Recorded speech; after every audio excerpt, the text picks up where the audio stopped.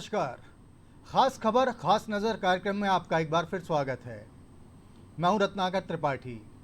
मजबूत कानून व्यवस्था किसी देश या राज्य सहित पूरे समाज के लिए बहुत अहम मामला होता है। मध्य प्रदेश में गृह मंत्री डॉक्टर नरोत्तम मिश्रा ने लॉ एंड ऑर्डर के ये खराब करने वालों के जिस्म में लोहा उतारने का पुख्ता बंदोबस्त कर लिया दिखता है। मुख्यमंत्री शिवराज सिंह चौहान अपने पहले वाले 3 कार्यकाल में इस मामले को लेकर बेहद गंभीर दिखे थे। अब चौथी पारी में उनके ये तेवर और भी अधिक सख्त हो गए हैं। इधर मुख्यमंत्री ने कहा कि प्रदेश में कानून से खिलवाड़ करने वालों को बख्शा नहीं जाएगा। उधर नरोत्तम मिश्रा के महकमे ने इस दिशा में पूरी तेजी से काम शुरू कर दिया। रतलाम में साइको किलर दिलीप देवल का एनकाउंटर तो इसका एक ताज़ा उदाहरण है। नरोत्तम ने गृह विभाग संभालने के बाद से ही अपराधियों को कुचलने की दिशा में कई उल्लेखनीय काम कर दिए हैं। देश के कई हिस्सों में पुलिस की आंख में धूल झोंकने वाला कानपुर का कुख्यात बदमाश विकास दुबे मध्य प्रदेश में आते ही पकड़ लिया गया था। भोपाल में मासूम बच्चियों की अस्मत से खिलवाड़ करने वाला प्यारे मियां कानून के आगे आज हाथ बांधकर खड़ा हुआ दिख रहा है। मंदसौर में आतंक का पर्याय बना अमजद लाला हाथ पर हाथ धरे अपने अवैध साम्राज्य को ढहता हुआ देख रहा है। फिर से भोपाल की ही बात करें तो यहाँ 100 करोड़ की सरकारी जमीन पर कब्जा किए ईरानी आज वहां से खदेड़ दिए गए हैं। इंदौर से लेकर ग्वालियर और जबलपुर तक में माफियाओं के पर कतर दिए जा चुके हैं। शिवराज की मंशा पर नरोत्तम के सफल अमल का ही नतीजा है कि मध्य प्रदेश में माफिया के लिए सचमुच बोरिया बिस्तर बांधकर भाग जाने या कानून के सामने समर्पण कर देने के अलावा और कोई चारा नहीं बचा है। बातचीत को आगे बढ़ाएं, इससे पहले देखिए इस संबंध में हमारी ये खास रिपोर्ट।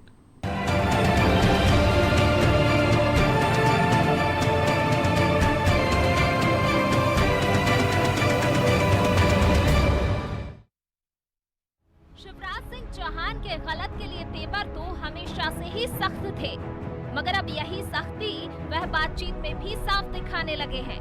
असामाजिक तत्वों को दफना देने की बात उन्होंने हाल ही में कही। मुख्यमंत्री ने यह भी कहा कि गलत काम करने वालों को अपना बोरिया बिस्तर बांध लेना चाहिए। शिवराज की इन बातों को गृह मंत्री डॉक्टर नरोत्तम मिश्रा बखूबी अमल में लाने में जुटे हुए हैं। बीते कुछ समय से शायद कोई भी ऐसा दिन गुजरा हो जब राज्य में किसी न किसी माफिया के खिलाफ बड़ी कार्रवाई न की गई हो। कानून व्यवस्था को लेकर शोर तो राज्य की पिछली कमलनाथ सरकार में भी रहा था, मगर उसकी फितरत मौजूदा समय से बिल्कुल अलग थी। तब प्रदेश में बीजेपी से जुड़े लोगों या इस दल के समर्थकों के खिलाफ आपराधिक वारदातों की ही हर तरफ चर्चा थी। उस समय के मुख्यमंत्री कमलनाथ भले ही वक्त है बदलाव का वाला नारा लगाकर सत्ता में आए थे, लेकिन उनके 15 महीने के कार्यकाल का स्वरूप वक्त है बदला लेने का वाला होकर रह गया था। तब चुन चुन कर कई बीजेपी नेताओं की हत्या या उन पर हमले जैसी वारदातें सामने आई थी। यहाँ तक कि कांग्रेस छोड़कर बीजेपी में गए संजय पाठक के परिसरों को भी जिस तरह नुकसान पहुँचाया गया था, उसमें बदला लेने की फितरत की बू साफ आ रही थी। अब माहौल बदला हुआ है। एक के बाद एक माफियाओं के खिलाफ कार्यवाही हो रही है। रतलाम में दुर्दांत हत्यारे दिलीप देवल को जिस तरह मौत के घाट उतारा गया, उससे साफ है कि सरकार अब बदमाशों के लिए किसी भी तरह से रियायत बरतने की मूड में नहीं है। इसके साथ ही लव जिहाद पर कानून बनाने का काम भी सरकार कर रही है। यह शिवराज ही हैं जिनकी वजह से मध्य प्रदेश देश में पहला ऐसा राज्य बना जहां नाबालिगों से रेप के दोषियों को फांसी देने का कानून बनाया गया। अब भी यह शिवराज ही हैं जिन्होंने कहा है कि लव जिहाद के मामले में शामिल धर्मगुरु को भी 5 साल की सजा दी जाएगी। मुख्यमंत्री की सोच के अनुसार ही राज्य में सबसे अधिक सख्त लव जिहाद कानून बनाने का काम किया जा रहा है। मुख्यमंत्री की कानून व्यवस्था संबंधी सभी मंशाओं को नरोत्तम मिश्रा ने बखूबी अंजाम दिया है और यह साफ दिखता है कि मुख्यमंत्री और गृह मंत्री की इस केमिस्ट्री के इसी तरह के और भी अच्छे नतीजे शांति के टापू की शांति बनाए रखने में बड़ी कामयाबी मिल सकती है। ब्यूरो रिपोर्ट, अनादि टीवी।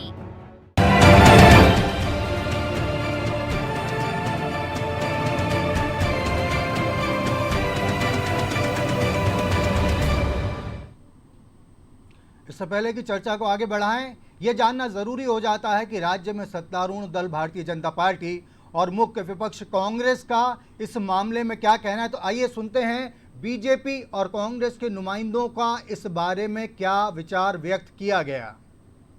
लगातार शिवराज सिंह चौहान जी इस बात को आज से नहीं 15 वर्षों से कह रहे हैं कि चाहे नक्सलवाद हो, चाहे आतंकवाद हो, चाहे डकैत समस्या हो, मध्य प्रदेश में उनके पैर नहीं टिक पाएंगे और न टिक पाए।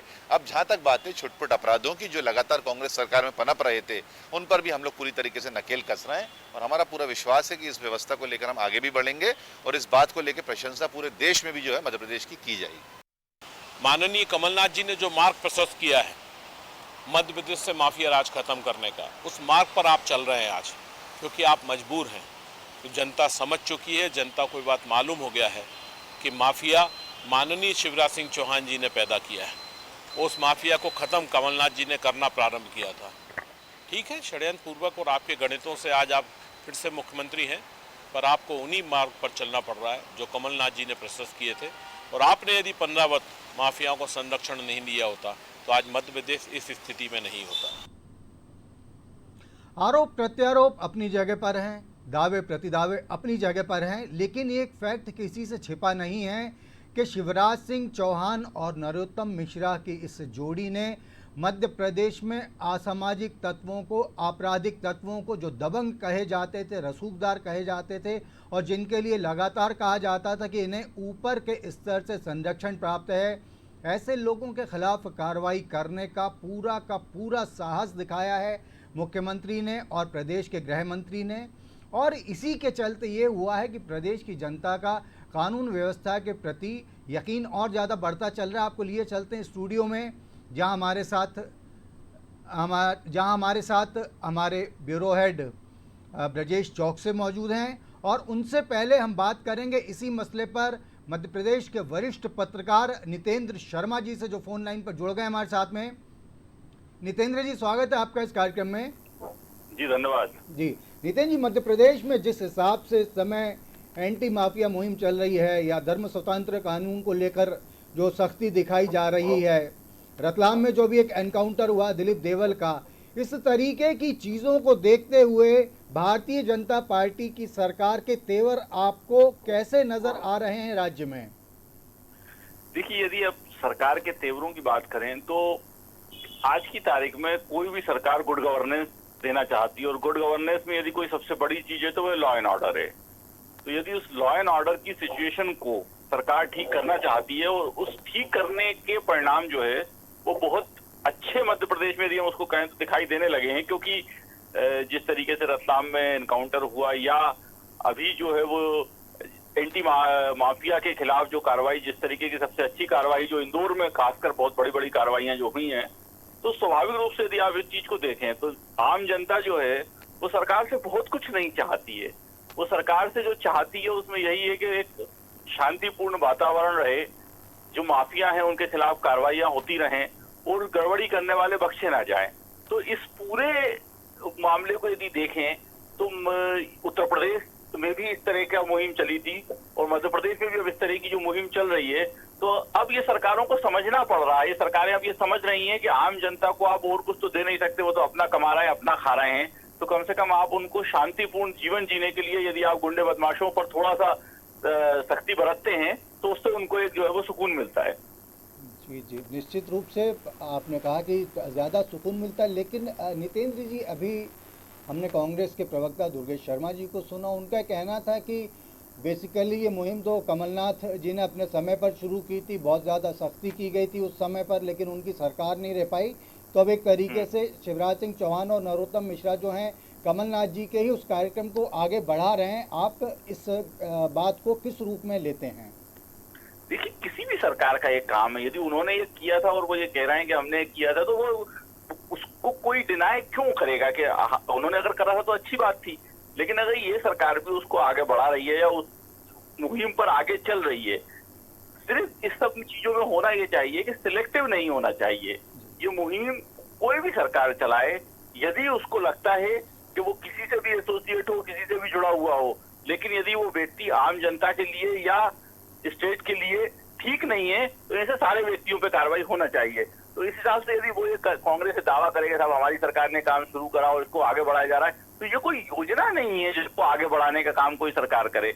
इसके लिए किसी भी सरकार की इच्छा शक्ति चाहिए, और जो भी सरकार ये कर रही है, जो भी इस समय सरकार है जिसने किया या जो कर रही है, उन सबकी इच्छा शक्ति ही इस काम को आगे बढ़ा सकती है। जी जी, नितिन शर्मा जी, हमारे ब्यूरो हेड ब्रजेश चौकसे जी भी हमारे साथ स्टूडियो में मौजूद हैं, हमारे साथ जुड़े हुए हैं। ब्रजेश जी भी इस विषय पर आपसे कुछ बात करना चाह रहे हैं। ब्रजेश जी। नितिन जी, आपको ऐसा नहीं लगता कि जिस तरह से केंद्र में मोदी और शाह की जोड़ी काम कर रही है, उसी तरह यहाँ पे नरोत्तम मिश्रा जी की और शिवराज सिंह चौहान की जोड़ी काम कर रही है कानून व्यवस्था के मामले को लेकर? नितिन जी, आवाज़ पहुँच रही है आप तक? ब्रजेश जी जी आवाज जी जी। ब्रजेश जी ने आपसे जो सवाल किया है, नितिन जी मैं उसको दोहरा देता हूँ। वो सवाल सुनाई नहीं दिया मुझको। जी जी, मैं दोहरा देता हूँ उसको। उन्होंने कहा है कि क्या आप ये देखते हैं कि जिस तरीके से केंद्र में प्रधानमंत्री नरेंद्र मोदी और गृह मंत्री अमित शाह की जोड़ी लॉ एंड ऑर्डर के मामले में सख्ती दिखा रही है, वही तेवर मध्य प्रदेश में मुख्यमंत्री शिवराज सिंह चौहान और गृह मंत्री डॉक्टर नरोत्तम मिश्रा दिखा रहे हैं?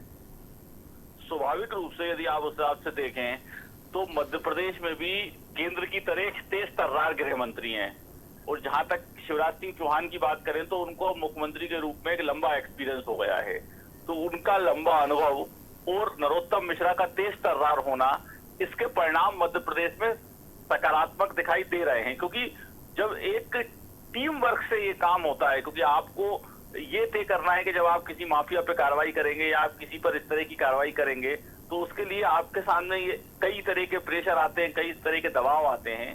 तो यदि ये दोनों की अंडरस्टैंडिंग, मुख्यमंत्री और गृह मंत्री के बीच की अंडरस्टैंडिंग, मुख्यमंत्री और गृह मंत्री के बीच की ट्यूनिंग, और नरोत्तम मिश्रा तो एक जमाने में सरकार के संकट मोचक, क्योंकि शिवराज सिंह जी ने खुद ने भी कई बार इस बात का जिक्र करा है कि नरोत्तम मिश्रा जो हैं वो सरकार के संकट मोचक हैं। तो अगर वो सरकार के संकट मोचक हैं तो अब वो एक सरकार के तरफ से कार्रवाई करने के लिए या सरकार के सेनापति के रूप में दिखाई दे रहे हैं, इसके परिणाम भी दिखाई दे रहा है। जी जी, निश्चित रूप आपने बहुत सही बात कही। दो चीज़ें बड़ी रिमार्केबल आपने कही। एक तो कि खुद शिवराज सिंह चौहान ने कई मौक़ों पर ही माना है कि नरोत्तम मिश्रा सरकार के संकट मोचक हैं, और दूसरी जो आपने बात कही कि एक सेनापति की तरीके से काम कर रहे हैं। नितिन जी, राजनीति में अक्सर देखने के लिए ये मिलता है कि भले ही मुख्यमंत्री और उनके मंत्रियों के बीच में औपचारिक रूप से जितना भी सद्भाव दिखे, लेकिन इस किस्म की ट्यूनिंग कि एक की मंशा मुख्यमंत्री ने जाहिर की और इधर गृह मंत्री एग्जीक्यूट करने पर आ गए, उस चीज़ को इम्प्लीमेंटेशन पर आ गए और सफल तरीके से इम्प्लीमेंटेशन कर रहे हैं। तो ये जो केमिस्ट्री जो डेवलप हुई है, ये जो ट्यूनिंग डेवलप हुई है, इसके पीछे क्या फैक्टर सबसे बड़ा काम कर रहा होगा? देखिए क्या होता है कि हम लोग इनको तब से जानते हैं जब ये लोग मुख्यमंत्री या गृह मंत्री के रूप में हम देख रहे हैं। ये लोग पिछले 30-30 साल से एक दूसरे के साथ काम कर रहे हैं। भारतीय जनता युवा मोर्चा में एक साथ काम किया, फिर भारतीय जनता पार्टी में एक साथ काम किया, संगठन में एक साथ काम किया। तो स्वाभाविक रूप से कहीं ना कहीं इन लोगों के बीच की अंडरस्टैंडिंग तो होती है। सरकार में जब ये आ जाते हैं तो इस बार जो सरकार है, भारतीय जनता पार्टी की जो सरकार आई है, स्वाभाविक रूप से वो सरकार कुछ घटनाक्रम के दौरान जिस तरीके से बनी है, उसमें भी इन दोनों की उसमें एक महत्वपूर्ण भूमिका रही है। तो स्वाभाविक रूप से वही अंडरस्टैंडिंग अब सरकार में दिखाई दे रही है, क्योंकि आपको यदि कोई कार्रवाई करना है और मुख्यमंत्री और गृह मंत्री के बीच की अंडरस्टैंडिंग नहीं होगी, क्योंकि क्या होता है कि जो कानून व्यवस्था का मसला है वो गृह मंत्री के रहते हुए भी सीधा मुख्यमंत्री से जुड़ा हुआ रहता है, क्योंकि मुख्यमंत्री आईपीएस अधिकारियों की जो पोस्टिंग है उसमें अधिकतर मुख्यमंत्री का रोल रहता है। डीजीपी या पीएचक्यू में जो अधिकारी बैठे हैं या फील्ड के जो अधिकारी है उसमें सीएम का महत्वपूर्ण रोल होता है। तो जब मुख्यमंत्री का उसमें अहम रोल होता है तो गृह मंत्री नीचे के लेवल पे और मुख्यमंत्री ऊपर के लेवल पे, जब ये दोनों मिलके उस ट्यूनिंग जब चलती है तो आप कोई भी कार्रवाई को ठीक तरीके से अंजाम दे सकते हैं। जैसे इंदौर में ही कार्रवाई हुई थी, उसको लेकर कंप्यूटर वहां पे कार्रवाई हुई, तो उस कार्रवाई को स्वाभाविक रूप से मुख्यमंत्री, गृह मंत्री और वहां के जिला प्रशासन, इस सबकी ट्यूनिंग ने उस कार्रवाई को सफल किया, उस कार्रवाई को अंजाम तक पहुंचाया। जी जी, नितिन शर्मा जी, हमसे जुड़ने और बात करने के लिए आपका बहुत बहुत धन्यवाद। आपने सुना वरिष्ठ पत्रकार नितिन शर्मा जी को, जिनका कहना था कि मुख्यमंत्री और नरोत्तम मिश्रा ने चूंकि लंबे समय तक संगठन से लेकर और सीएम या गृह मंत्री के पद से तक लंबे समय तक काम किया है, इसलिए उनके बीच एक अच्छी ट्यूनिंग, एक अच्छी बॉन्डिंग है, और उसी का नतीजा है कि मध्य प्रदेश में वाकई माफिया के खिलाफ लंबे समय बाद इस तरीके के तेवर देखने को मिल रहे हैं जिसमें एक मैसेज साफ जा रहा है कि कोई कितना भी रसूखदार क्यों ना हो, कोई कितना भी इन्फ्लुएंशियल क्यों ना हो, लेकिन यदि वो गलत कर रहा है तो शिवराज सिंह चौहान की मंशा उसे नेस्तनाबूद करने की, और उनकी इस मंशा को गृह मंत्री डॉक्टर नरोत्तम मिश्रा बखूबी अंजाम दे रहे हैं। ब्रजेश जी से आगे बात करेंगे। ब्रजेश जी, एक चीज़ ये होती है कि इस तरीके की जब भी कार्रवाइयाँ कोई सरकार करती है तो सबसे पहला तो स्वाभाविक रूप से उस पर यह आरोप लगाया जाता है कि पक्षपात के साथ चल रही। नितिन जी ने भी कहा कि इसमें किसी को सिलेक्टिव होकर कार्रवाई नहीं करनी चाहिए, लेकिन सबसे इम्पॉर्टेंट यहाँ पर सवाल ये उठता है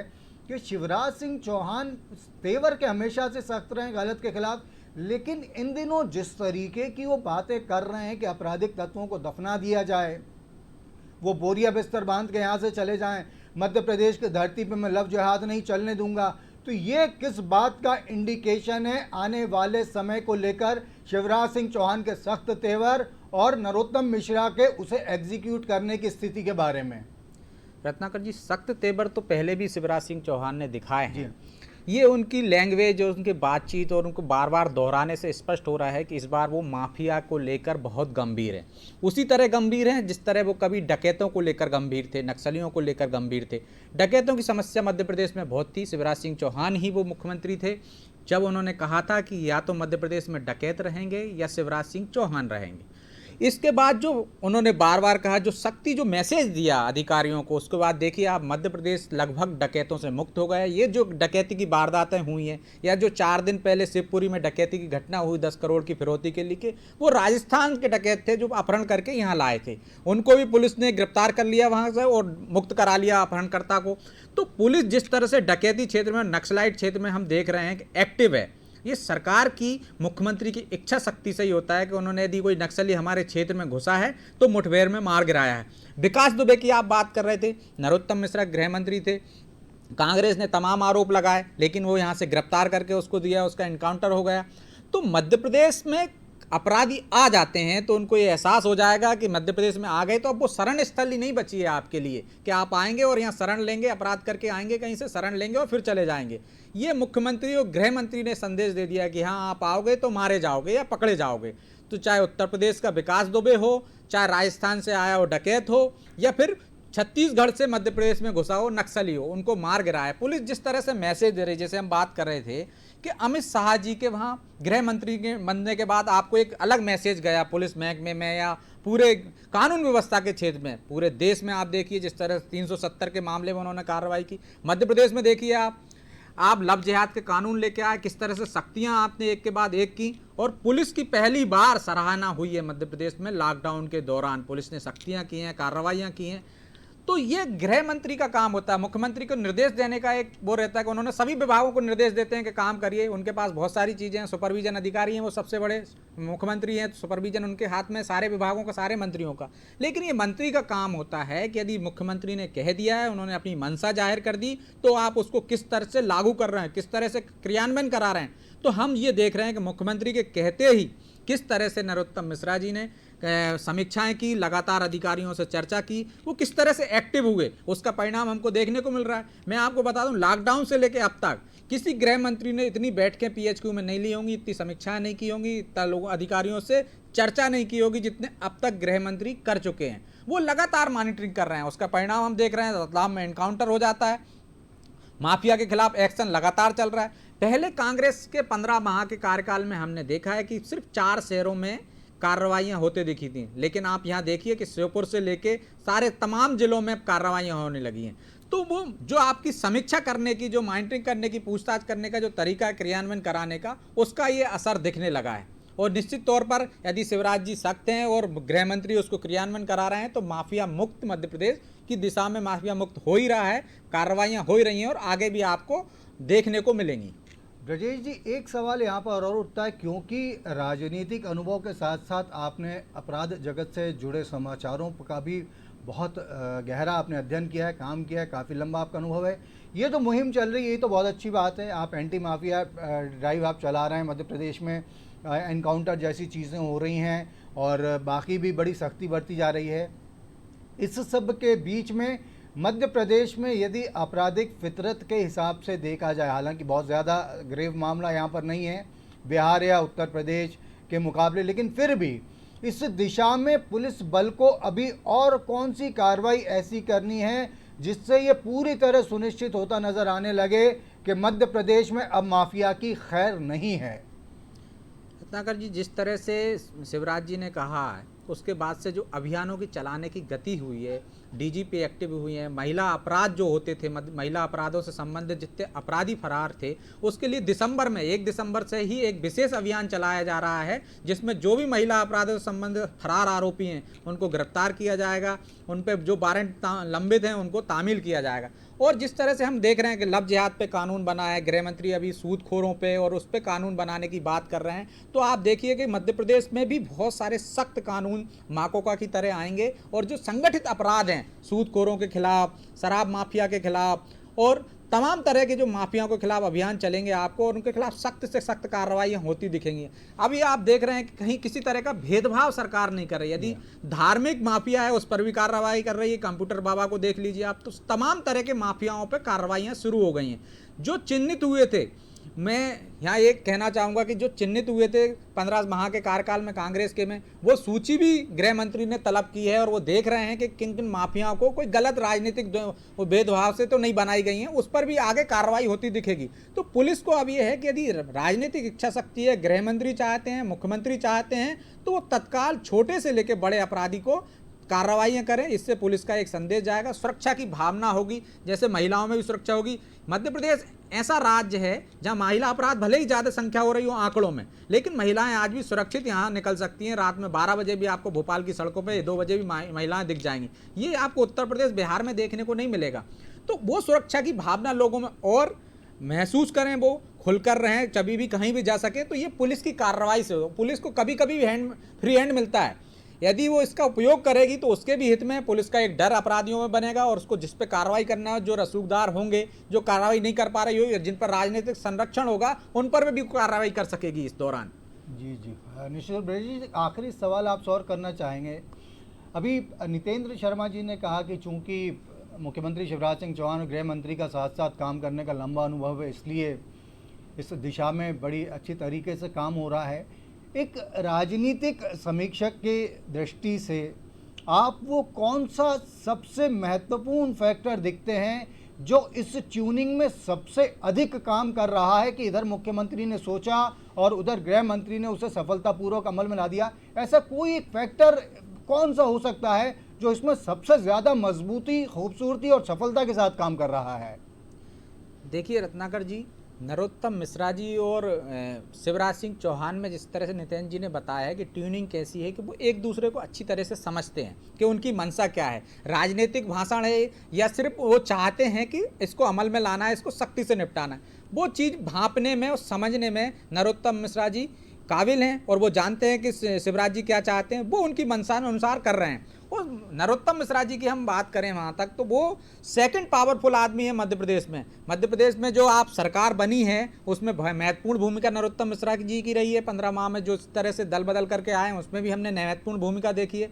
और वो डिप्टी सीएम जैसे पद के दावेदार थे और उसी तरह का भले ही वो पद ना मिला हो, लेकिन उनका महत्व सरकार में उतना ही है कि वो उप मुख्यमंत्री की हैसियत ना भले ही पद ना भले ही मिला हो, लेकिन पावर उनके पास उतने ही है। शिवराज जी के बाद सेकंड नंबर का यदि कोई अधिक मंत्री है तो वो नरोत्तम मिश्रा हैं। तो वो उनके आदेशों का, निर्देशों का कोई अधिकारी भी वो अवहेलना नहीं कर सकता। तो जिस तरह से उनके जैसे मुख्यमंत्री चाहते हैं वैसे ही वो चाहते हैं, तो उसकी कार्रवाई आपको फील्ड में देखने को मिल रही है। जिस तरह से क्रियान्वयन हो रहा है, एक के दिन आप इंदौर से लेके, आप रतलाम से लेके, उज्जैन से लेके भोपाल तक में जिस तरह से कार्रवाइयाँ हुई हैं। देखिए आप, ईरानी डेरे का मामला है, 2017 का मामला था, कोर्ट ने निर्देश दे दिए थे कि इतनी अतिक्रमण है, इस पर आप हटा दीजिए, लेकिन आज तक नहीं हुआ। वही गृह मंत्री हैं, उनकी इच्छा शक्ति है, मुख्यमंत्री के निर्देश के बाद उन्होंने कार्रवाइयां कराई और ईरानी डेरे में पुलिस घुसने में डरती थी, लेकिन आप देखिए आज वहां पे उन्होंने पूरा सफाया कर दिया और कहीं से भी कोई कानून व्यवस्था बिगड़ने की स्थिति निर्मित नहीं हुई। तो ये गृह मंत्री का काम है, गृह मंत्री की इच्छा शक्ति है कि वो ये काम करा पा रहे हैं। जी हाँ, निश्चित रूप से आपने सुना हमारे ब्यूरो हेड ब्रजेश चौकसी जी को, जिन्होंने कहा कि ये गृह मंत्री की इच्छा शक्ति है, ये मुख्यमंत्री के सख्त तेवर हैं और सचमुच कई चीज़ें अगर देखें, एक तुलनात्मक अध्ययन भी यदि करें कांग्रेस का कहना है कि उसे सिर्फ 15 महीने सरकार चलाने का मौका मिला, लेकिन बावजूद उसके एक बात गौरतलब है यहाँ पर कि कांग्रेस के शासनकाल में भले ही शुद्ध के लिए युद्ध जैसे अभियान चले हों, लेकिन उनका इम्पैक्ट कुछ चुनिंदा शहरों तक था, पहली चीज़। दूसरी चीज़ ये है कि कांग्रेस सरकार ने कानून व्यवस्था की दिशा में सबसे पहला जो कदम ये उठाया था कि अपने कार्यकर्ताओं के खिलाफ दर्ज मुकदमों की वापसी का काम उन्होंने शुरू किया था। जबकि दूसरी तरफ अगर हम देखें तो शिवराज सिंह चौहान ने चौथी बार कार्यकाल संभालने के बाद में सबसे पहले कोरोना और उसके बाद कानून व्यवस्था में हर किस्म के माफिया को, हर गलत व्यक्ति को बगैर कोई भेदभाव किए कुचलने का काम किया है। निश्चित रूप से ये बहुत काबिल तारीफ बात है कि मध्य प्रदेश के गृह मंत्री ने मुख्यमंत्री की मंशा के अनुरूप अपने महकमे में ऐसे नवाचार किए हैं, लगातार बैठकें की हैं और समीक्षा की हैं, जिनसे आपराधिक तत्वों की कमर तोड़ने का काम मध्य प्रदेश में पूरी तेज़ी के साथ, पूरी सफलता के साथ और बेहद धमाकेदार अंदाज में किया जा रहा है। उम्मीद है कि सरकार के यही तेवर कायम रहेंगे और शांति का टापू अपने इस नाम के अनुरूप ही बना रहेगा। अब आज का कार्यक्रम समाप्त करने की इजाज़त दीजिए, आपसे फिर मुलाकात होगी, तब तक के लिए नमस्कार।